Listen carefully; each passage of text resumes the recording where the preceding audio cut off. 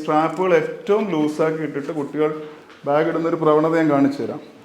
വളരെ ലൂസായിട്ട് അവരുടെ ബോഡീനെ ബാക്കിലോട്ട് എക്സ്റ്റെൻഡ് ചെയ്യുന്ന രീതിയിലുള്ളൊരു ടെൻഡൻസിയാണ് കാണുന്നത്. അപ്പോൾ ഇത് തെറ്റായ പ്രവണതയാണ്, കുട്ടികളോട് അത് പറയേണ്ടത്.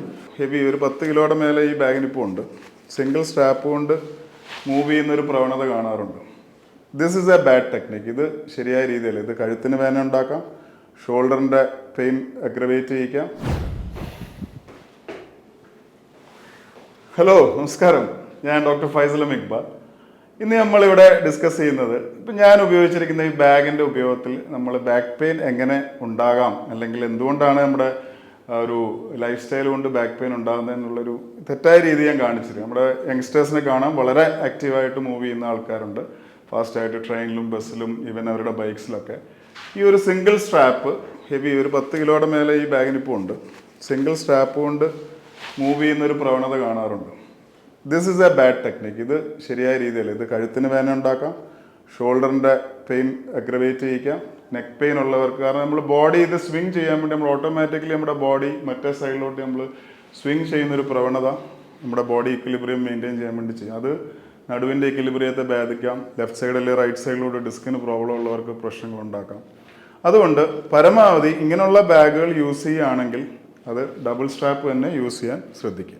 അല്ലെങ്കിൽ നമ്മുടെ ഹാൻഡിൽ ചെയ്യുന്ന സിംഗിൾ സ്ട്രാപ്പ് ഓപ്പോസിറ്റ് ഷോൾഡറിൽ നിന്ന് ഇട്ടിട്ട് ഹാൻഡിൽ ചെയ്യാം. അപ്പോൾ നമ്മുടെ ബോഡി വെയിറ്റ് ഇക്വിലിബ്രിയം കുറച്ചുകൂടെ ബെറ്റർ ആയിട്ട് ഹാൻഡിൽ ചെയ്യാൻ പറ്റും. പിന്നെ ഈ ഡബിൾ ബാക്ക് പാക്കുകളുടെ വേറൊരു ഒരു എന്താ പറയുക തെറ്റായ ഉപയോഗം എന്ന് പറയുമ്പോൾ നമ്മുടെ സ്കൂൾ കുട്ടികൾ. എന്നാലും സ്കൂൾ തുറക്കുന്നൊരു സമയത്ത് നമ്മൾ ബാഗുകൾ വാങ്ങിച്ചു കൊടുക്കുമ്പോൾ ഒരു 80% ആൾക്കാരും ബാക്ക് പാക്സ് ആണ് കുട്ടികൾക്ക് വാങ്ങലും അവർക്ക് ഇഷ്ടവും അതാണ്. അതിലുള്ളൊരു ഫാലസി എന്ന് പറയുന്നത് ഈ സ്ട്രാപ്പുകൾ ഏറ്റവും ലൂസാക്കി ഇട്ടിട്ട് കുട്ടികൾ ബാഗ് ഇടുന്നൊരു പ്രവണത ഞാൻ കാണിച്ചു തരാം. വളരെ ലൂസായിട്ട് ഷോൾഡറിൻ്റെ ബാക്കിലോട്ട് ഇങ്ങനെ വളരെ ലാക്സ്ഡ് ആയിട്ട് അവരുടെ ബോഡീനെ ബാക്കിലോട്ട് എക്സ്റ്റെൻഡ് ചെയ്യുന്ന രീതിയിലുള്ളൊരു ടെൻഡൻസിയാണ് കാണുന്നത്. അപ്പോൾ ഇത് തെറ്റായ പ്രവണതയാണ്, കുട്ടികളോട് അത് പറയേണ്ടത്. ഒന്നെങ്കിൽ അങ്ങനെ ഇടുകയാണെങ്കിൽ ബാക്ക് വെയിറ്റ് ഫുള്ള് പലരും ഇങ്ങനെ പിടിച്ചു പോകുന്നത് നമ്മൾ കാണാറുണ്ട്. എന്നാൽ പലപ്പോഴും പല ആവശ്യങ്ങൾക്ക് അത് വിട്ടുകൊടുക്കാറുണ്ട്.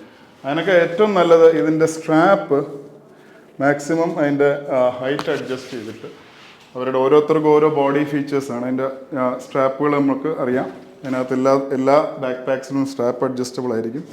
അതിൻ്റെ ലെങ്ത് കറക്റ്റായിട്ടൊന്ന് മെയിൻറ്റെയിൻ ചെയ്തതിന് ശേഷം അവരുടെ ബോഡിയോട് ഹഗ് ചെയ്ത് കിടക്കുന്ന രീതിയിൽ ബാക്ക് സ്ട്രാപ്പ് കൊണ്ടുവരാൻ കുട്ടികളെ നമ്മൾ പ്രത്യേകം ശ്രദ്ധിക്കുക. കാരണം ഈ ചെറുപ്രായത്തിൽ നമ്മൾ ബാക്ക് സ്കൂളിൽ കുട്ടികൾക്ക് പഠിപ്പിച്ചാൽ അവരുടെ ഭാവിയിലുള്ള ബാക്ക് കേക്ക്, നടുവിൻ്റെ വേദന, ഡിസ്കിൻ്റെ അസുഖങ്ങൾ ഒക്കെ നമുക്ക് കൺട്രോൾ ചെയ്യാൻ പറ്റും. ഇത് നമ്മൾ ഇട്ടുമ്പോൾ ഞാൻ അതിൻ്റെ വ്യത്യാസം കാണിച്ചു തരാം.